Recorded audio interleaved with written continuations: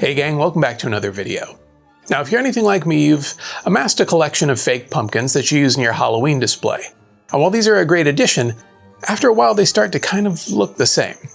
So in this video, I'm going to show you how to solve that problem by sculpting on new stems. So let's get to it. First things first, let's acknowledge the elephant in the room. These stems are not great, but with a bit of 16 gauge wire and some aluminum foil, we're on a path to making them better. But before we can get to the replacement stem, we need to remove this existing one. So I grabbed a razor blade and started to shave off a bit of the stem, making sure to leave behind a bit of it so that we have a base to build our new stem off of. A longer bladed utility knife would have been a better tool for this job, but I went with what was handy. The next thing we need to do is make ourselves an armature. I'm using about 18 inches of 16 gauge wire that's been bent in half. Then I'll chuck it into my drill to help wrap it onto itself, which should help to make it a bit more sturdy. This will be the inner structure of the stem, so it needs to be rigid enough to support the shape that I'm going to bend it into, as well as the epoxy putty that will cover it. With the armature wire done, it's time to insert it into our pumpkin, and for this I've decided to heat up the wire before melting it into the foam. This should help to keep it securely in place.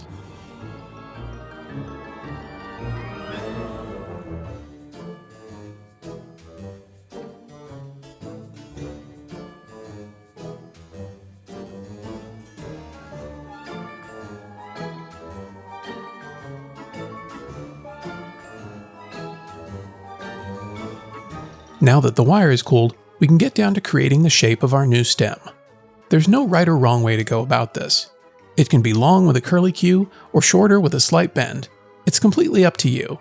And if you're doing more than one of these, you'll want as much variety as possible.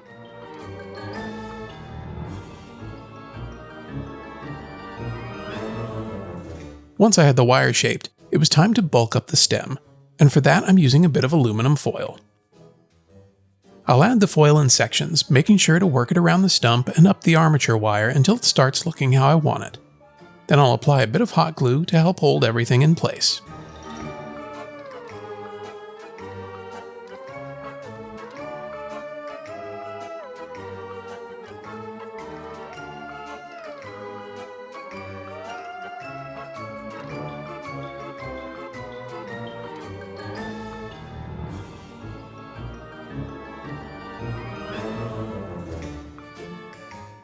Now here's where the real fun begins. To build out the actual stem, I'm going to use a 2-part epoxy putty. It's mixed in equal parts and can be applied directly to the aluminum foil and smoothed out with a bit of water. Once the putty's thoroughly mixed, I start by pressing it into the foil, smoothing it out as I go until the entire stem is covered. I find it best to work in small pieces since the putty is thick and really takes some effort to get it mixed.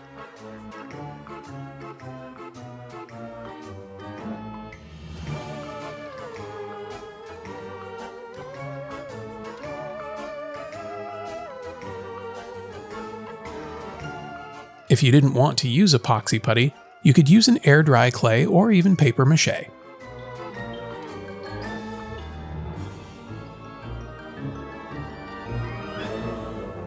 Once the armature and foil is covered and the epoxy is smoothed out, I grabbed an acid brush that I'd cut down the bristles on to help give our stem a bit of texture. If I were to do this again, I'd go much deeper with these marks to create the ribbing that you see in real stems, but for now this'll do.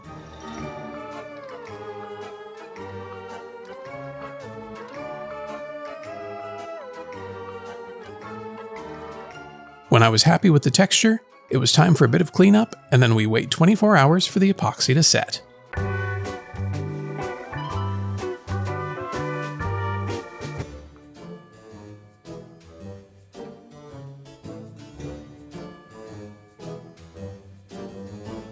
When it comes to painting your stem, there's quite a few options, but for this one, I think I'm going to go with a more time-saving method.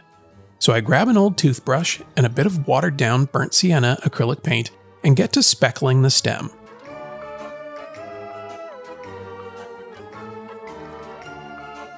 This will give it a little character without taking too long because it's haunt season and we've got more stuff to build. I'll follow the burnt sienna with a bit of green, and once I've got good coverage, I'll apply a beige top coat. To help move the paint into the textures I created with the acid brush, I'll use my tiny spray bottle of water to apply a light mist over the stem. This will help to keep the thinned out paint from drying out too quickly and help to further blend the top coat paint into the stem. Because the beige paint had been thinned down, we should still be able to faintly see the speckling we applied earlier.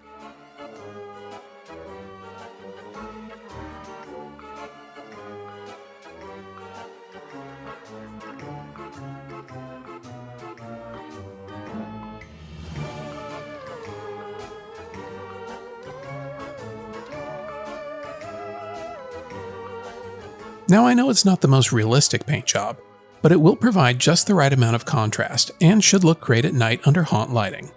Plus it took roughly 3 minutes to apply, and when the clock is ticking, every minute counts.